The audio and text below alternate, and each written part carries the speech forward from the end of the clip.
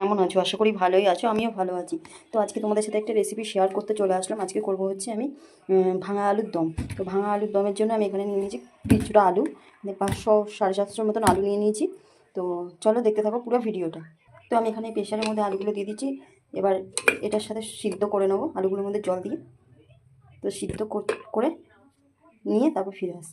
গ্যাসে বসিয়ে দিচ্ছি। এবার সিটি মানে এটা আলুটা সিদ্ধ হয়ে উঠুক, তারপরে তোমাদের সাথে রেসিপিটা শেয়ার করবো।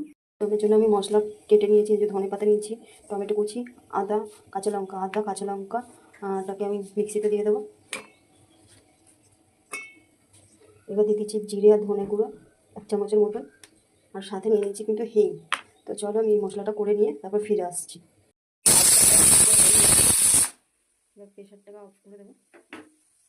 সিদ্ধ হয়ে গেছে, আমি এবার আলুগুলোকে ঠান্ডা জলের মধ্যে দেবো, দিয়ে তারপরে এগুলোকে ছাড়িয়ে নেবো। আমি ঠান্ডা জলের মধ্যে দিচ্ছি।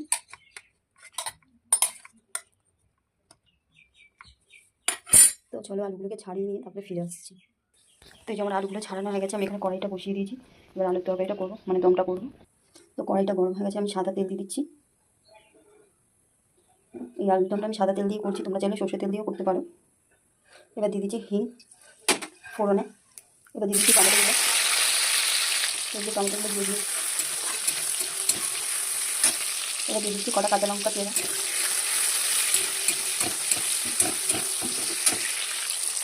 এবার দিয়ে দিচ্ছি নুন স্বাদ মতন। এবার দিয়ে দিচ্ছি হলুদ গুঁড়ো আন্দাজ মতন। এবার যে আমি পেস্টটা করে রেখেছিলাম আদা কাঁচা লঙ্কা আর ধনে জিরে গুঁড়ো, এটা দিয়ে দিলাম। এবার দিয়ে ভালো করে মশলাটাকে একটু কষিয়ে নেবো। এবার দিয়ে দিচ্ছি কাশ্মীরি লঙ্কা গুঁড়ো।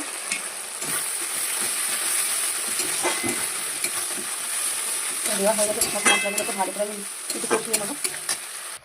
এবার আলুটাকে আমি এই যে সিদ্ধ করা, এবার এটাকে যেভাবে ভেঙে এই যে ভাঙা আলুর মতন করে দিলাম।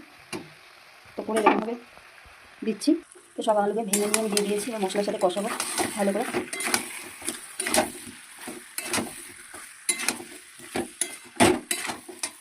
তো ওপর থেকে আমি একটু গোল গোল করে দিয়ে দিচ্ছি। এটাকে ভালো করে একটু কষানো হবে। এটা কষানো হয়ে গেছে, এবার মশলা দেওয়া জলটা আমি দিয়ে দিচ্ছি, আর একটু জল দেবো। তো দেখো জলটা দিয়ে দিচ্ছি। এবার এটা ভালো করে একটু ফুটে একটুখানি টানবে, তারপর নামাবো। তরকারিটা প্রায় আলুর দমটা এই যে কমপ্লিট হয়ে এসেছে। তো এরপরে আমি একটু ফোড়ন দেবো। তো চলো তার জন্য কী কী নিচ্ছি দেখাচ্ছি পুরো ভিডিওটা। তার জন্য আমি একটা কড়াই বসিয়ে দিচ্ছি ছোটো। এবার ওর মধ্যে 1 চামচের মতন ঘি দিলাম। ঘিটা গরম হয়ে যাক। তো ঘিটা গরম হয়ে গেছে, এবার হিংটা আমি দিয়ে দিচ্ছি এর মধ্যে। এবার এই হিংটার গন্ধটা যাতে এর মধ্যে থাকে, তো এবার আমি উপর থেকে ছড়িয়ে দিলাম হিংটা।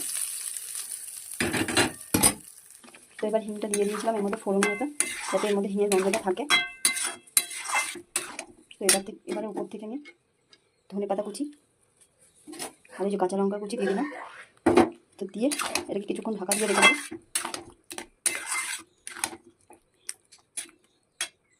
আর উপর থেকে আমি একটুখানি অল্প করে গরম মশলা গুঁড়ো ছড়িয়ে দিলাম। এবার এটাকে ভালো করে নাড়িয়ে দেবো।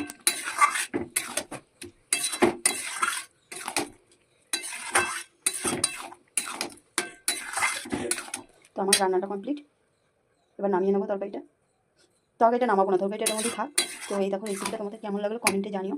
তোমরাও এইভাবে বাড়িতে তৈরি করে খেতে পারো। তো আজকের মতন টাটা বন্ধুরা, ভালো থাকো সুস্থ থাকো। খুব তাড়াতাড়ি একটা নতুন ভিডিও নিয়ে চলে আসবো।